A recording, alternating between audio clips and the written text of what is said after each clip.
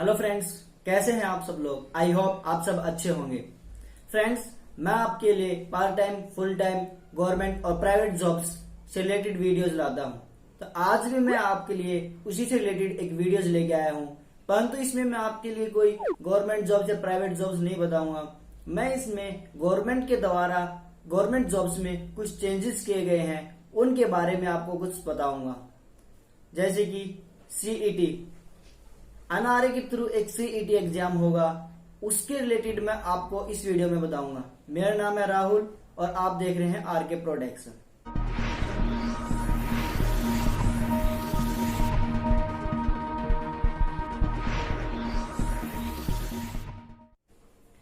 Friends, अभी फिलहाल कुछ दिन पहले ही गवर्नमेंट ने हमारी जो एग्जाम पॉलिसी है उसमें कुछ चेंजेस किए हैं, जिसमें एक नई एग्जाम को अप्लाई किया है जो है सेट सीईटी, और जो इस एग्जाम को लेगी उस एजेंसी का नाम है एनआरए, नेशनल रिक्रूटमेंट टेस्ट। अब आप जानते हैं एक एजेंसी को एग्जाम फिल करवाने होते हैं, उनको अप्लाई करना, उनको फिर भरवाए जाते हैं, उनके ऑनलाइन रजिस्ट्रेशन ओपन होते हैं, फिर उनके एग्जाम करवाते हैं, वो उनका फिर उनकी चेक होती है, चेक होने के बाद वो रिजल्ट डिक्लेयर करते हैं। तो एक एजेंसी के लिए ये प्रोसेस बहुत लंबी होती है, और अगर ऐसे काम में अगर बहुत सारी एजेंसियां काम अपना टाइम लगाएंगी तो वो एक बहुत ही गलत है। तो इसलिए गवर्नमेंट ने एक नई एजेंसी है एनआरए, नेशनल रिक्रूटमेंट एजेंसी, जिसके थ्रू एक नए एग्जाम को लिया है सेट सीईटी, जिसका मीनिंग है कॉमन एलिजिबिलिटी टेस्ट। हाँ फ्रेंड्स, अब आप देखिए इस टेस्ट में क्या होता है।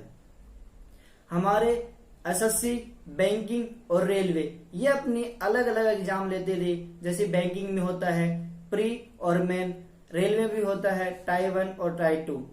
तो अब इसमें जो टाई 1 और जो प्री होता है उन एग्जाम्स को कैंसिल करके एक कॉमन एग्जाम दे दिया है, जिसमें एसएससी, बैंक और रेलवे इन तीनों का एक कॉमन एग्जाम होगा, सो होगा सीईटी, कॉमन एलिजिबिलिटी टेस्ट।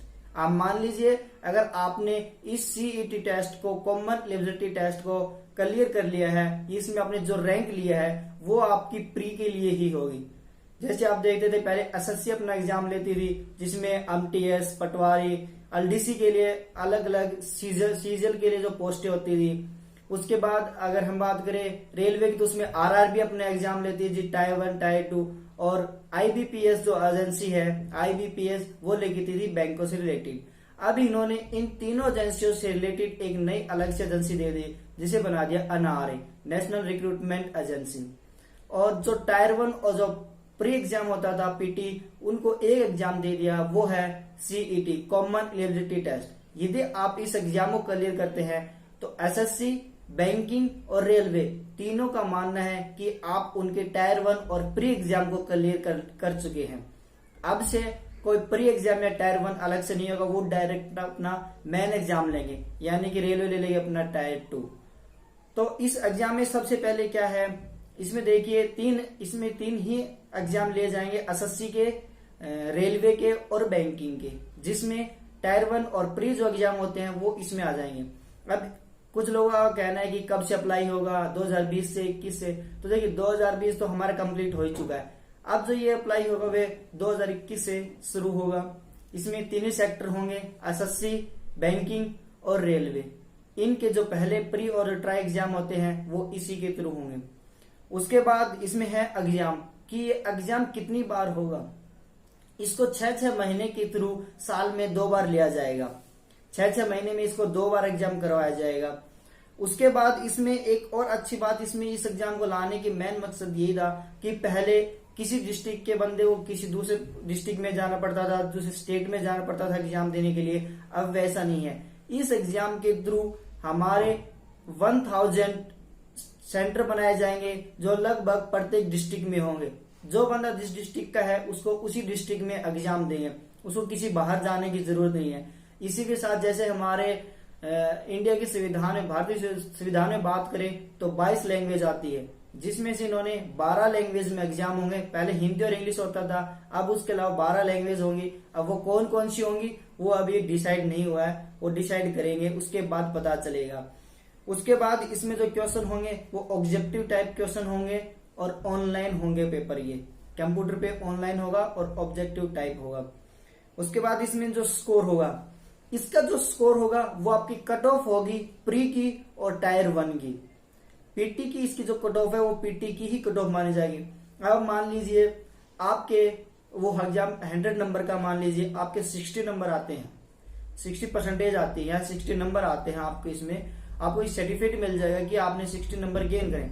उसके बाद एसएससी अपनी एग्जाम निकालती है और उसमें बोलती है कि अगर जिसके सीईटी एग्जाम में 40% आए हैं, 50% आए या 60 या 70, उससे ऊपर के बंदे उसके टायर 2 के लिए अप्लाई कर सकते हैं।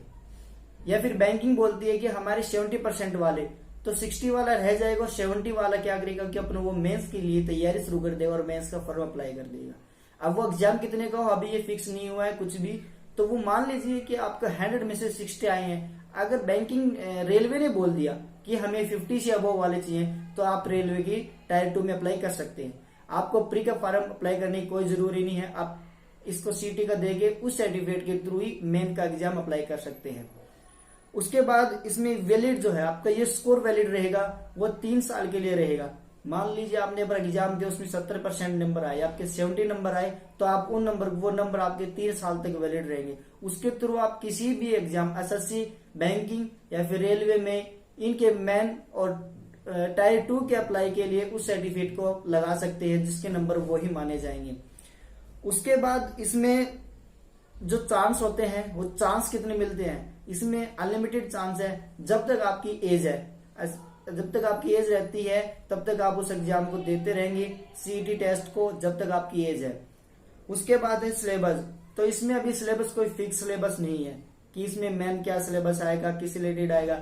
अब आप देख लीजिए, जो बैंकिंग होती है उसमें इंग्लिश थोड़ी टफ दी जाती है, इसके बिहाफ में जो एसएससी है उसमें मैथ पे ज्यादा जोर होता है, और जो हमारे रेलवे है उसमें जीके पर थोड़ा ज्यादा जोर होता है, जीके पर या जीएस पर ज्यादा ध्यान रखा जाता है। तो जहां तक मानना है वो ऐसा हो सकता है कि 50-50 नंबर के 4 सब्जेक्ट दे देंगे, 200 का एग्जाम हो जाएगा ये, और फिर उसमें से आपके मार्क्स देके जाएंगे। उसमें फिर आपको, लेकिन एक और है कि इसमें types of CET, types of CET में क्या है, अब एसएससी अपना प्री का एग्जाम लेती थी, एसएससी में अलग अलग एग्जाम होते हैं। जैसे मान लीजिए आपने एसएससी में एमटीएस के लिए अप्लाई किया, एमटीएस में आपके लिए 10th होनी जरूरी है, आपके 12th या ग्रेजुएशन जरूरी नहीं है। उसके बाद आपने एलडीसी के लिए किया, तो एसएससी के लिए एलडीसी में आपके पास क्या होना चाहिए, 12th के लिए। उसके बाद मान लीजिए आपने सीजीएल के लिए अप्लाई किया, तो सीजीएल में ग्रेजुएशन होनी चाहिए। वैसे ही बैंकिंग में जैसे पीओ के लिए किया तो आपके पास होनी चाहिए क्या, ग्रेजुएशन। ऐसे आरआरबी में, रेलवे में भी होती है जो 10th 12th और ग्रेजुएशन भी होते हैं। तो अब आप कहेंगे कि इसमें सीईटी के थ्रू फिर आगे किस किस में अप्लाई करें, तो इसीलिए इन्होंने इसमें 3 सेक्टर रखे हैं। आपको सीईटी के एग्जाम भी 3 तरह के देने होंगे। अगर आप 10th लेवल की जॉब देख रहे हैं तो आपको 10th लेवल का ही सीईटी का एग्जाम देना है। अगर आप 12th लेवल की देख रहे हैं तो आपको 12th लेवल का ही सीईटी का एग्जाम देना है, आपको ग्रेजुएशन का देने की जरूरत नहीं है। अगर आप ग्रेजुएशन के लिए देख रहे हैं तो आपको ग्रेजुएशन दे देंगे, तो आपको ग्रेजुएशन का देना होगा। ऐसे इसमें अलग अलग दे रखे हैं। उसके बाद आप एक चीज सोचिए, अगर इन्होंने ये लिया है, तो अगर एक गवर्नमेंट, मान लो रेलवे, मान लो कोई भी एसएससी या बैंकिंग में किसी, मान लो अगर वो 6 महीने में भर्तियां निकालती हैं, तो ये आपके लिए बेनिफिशियल है। और यदि वो नहीं निकालती हैं तो आपके लिए फिर इस एग्जाम को देते रहेंगे नहीं। अगर आपको एग्जाम में कम नंबर आ रहे हैं, मान लिया आपने फर्स्ट टाइम सीईटी दिया, उसमें आपके 60% मार्क्स आ गए, उसके बाद एग्जाम निकला एसएससी, बैंक या किसी का भी लगा लीजिए, तीनों में से उन तीनों ने 60 से अबव मांग लिए, आपका तो उसमें नंबर नहीं आया, तो 6 महीने के बाद जो दोबारा एग्जाम होगा आप उसको भी दे सकते हैं।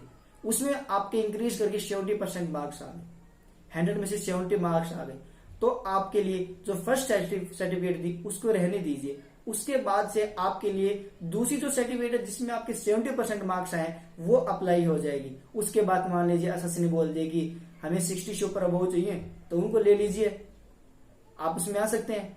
अगर बैंकिंग ने बोल दिया हमें कि 70 से ऊपर चाहिए, तो आपको उसमें नहीं आएगा, तो आप एसएससी में आ सकता है, रेलवे में आ सकता है। अब आप कहेंगे ये एग्जाम निकालने का मकसद क्या हुआ, बात तो वही है, प्री की जगह हमें सीईटी देना पड़ता है। अब इसमें क्या होता है, पहले बंदे क्या करते थे, वो तीनों के लिए अप्लाई करते थे। एसएससी में वो उसके फर्स्ट टायर के लिए एग्जाम लगाते थे अप्लाई, उसके बाद वो रेलवे में भी लगा देते थे और वो बैंकिंग में भी लगा देते थे। तो वो बच्चे तीनों जगह जाते थे। अब इन्होंने उस भीड़ को कम करने के लिए क्या किया है, इन्होंने वो भीड़ कम करके इन्होंने एक कॉमन एग्जाम रख दिया, सीईटी। इस एग्जाम में वो क्या करेंगे, इन्होंने परसेंटेज पे कर दिया कि अगर आपको 60% है तो आप ये फॉर्म भरिए, इतने परसेंटेज है तो ये भरिए। तो आपको क्या लगेगा, आपको जरूरी नहीं कि आप तीनों के देंगे। अब आपको जाना बैंकिंग में पसंद है तो आप तुरंत बैंक का भरेंगे, रेलवे को उसका नहीं भरेंगे। लेकिन पहले आपको क्या लगता था कि प्री क्लियर हुआ कि नहीं हो तो मैं रेलवे का भी लगा देता हूँ और इसमें एसएससी का भी लगा देता हूँ। लेकिन आपका प्री तो क्लियर इसके थ्रू हो रहा है तो आप डायरेक्ट क्या करेंगे, मेन का बैंकिंग में लगा देंगे, इन दोनों में नहीं लगाएंगे। इन्होंने भीड़ को छाटने के लिए ये इसका सीईटी का एग्जाम को एक लागू किया है। लेकिन अब मान लीजिए अगर ये रेगुलर 6-6 महीने से ये भर्तियां नहीं दे रही है गवर्नमेंट, तो इसमें कोई फायदा भी नहीं है। क्योंकि जो 6 महीने में अगर भर्ती नहीं देते तो 1 साल में और स्टूडेंट आ गए तो वो जो भीड़ है वो डायरेक्ट मेंस में बढ़ेगी, इनके लिए कोई बेनिफिशियल तो हुआ नहीं। अगर ये कंटिन्यू 6 महीने में जॉब निकाल रहे हैं, एसएससी है, बैंक है या रेलवे, अगर प्रत्येक 6 महीने में अपनी एक एक वैकेंसी निकाल रहे हैं तो मान लीजिए आप उसको एग्जाम क्लियर कर ले, फिर आपने मेन दे दिया, आप अप्लाई हो गए, आपने क्लियर भी कर दिया तो आप तो पहुंच गए। लेकिन उन्हें अगर 6 महीने में वो एग्जाम नहीं निकाला तो आपके साथ एक बंदा और आ जाता है पीछे, तो जो भीड़ होती है वो दुगनी हो जाती है, जो कैंडिडेट होते हैं वो डबल हो जाते हैं उस एग्जाम को अप्लाई करने के लिए। तो सीटी जो है वो अभी तक अगर हम कहें कि वो 6 महीने में भर्तियां निकालते अप्लाई करते हैं तो ये बहुत ही अच्छी चीज है स्टूडेंट्स के लिए, कैंडिडेट्स के लिए बहुत अच्छी चीज है। ये आपको अलग अलग एग्जाम नहीं देने पड़ेंगे, एक एग्जाम दे सकते हैं। और बाद में आप डायरेक्ट मेंस के लिए, जिसमें क्या होगा कि पहले प्रोसेस लंबी होती थी, पहले आप प्री के लिए अप्लाई कीजिए, प्री का फिर टाइम मिलता, फिर उसको आप एग्जाम देते, फिर उसका रिजल्ट आता है, उसके बाद आप मेंस का निकालते। अब इसका एग्जाम होते प्रत्येक 6 महीने में, वो डायरेक्ट क्या करेंगे, अपना मेंस का निकाल देंगे। इसके बाद आप कहेंगे कि सिलेबस, तो सिलेबस अभी इसमें फिक्स तो हुआ नहीं है, तो आप सोचेंगे कि इसमें क्या आ सकता है। इसमें जो सिलेबस है वो ना एसएससी देगा अपना, ना बैंकिंग दे सकता है और ना ही रेलवे देगा। इसमें जो एग्जाम है, जो एनआरए नेशनल रिक्रूटमेंट एजेंसी है, वो सिलेबस बनाएगी, वो इन तीनों का मिक्स करके देगी। उसके बाद आप अगर इसको क्लियर कर लेते हैं तो ये मेंस के लिए इनको बोल देगी कि एसएससी को बोल देगी कि आप अपने जो टायर 2 लेंगे उसके लिए अपना सिलेबस आप खुद बना सकते हैं कि आप उसमें क्या एग्जाम लेना है। वो एग्जाम एसएससी खुद लेगी, वो एनआरए नहीं लेगी।